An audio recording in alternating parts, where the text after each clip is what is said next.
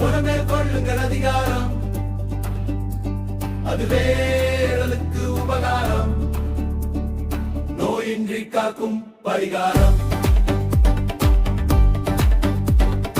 ஒரே ஒரு கடிகாரம், உடல் கொள்ளுங்கள் அதிகாரம், அதுவே உடலுக்கு உபகாரம்.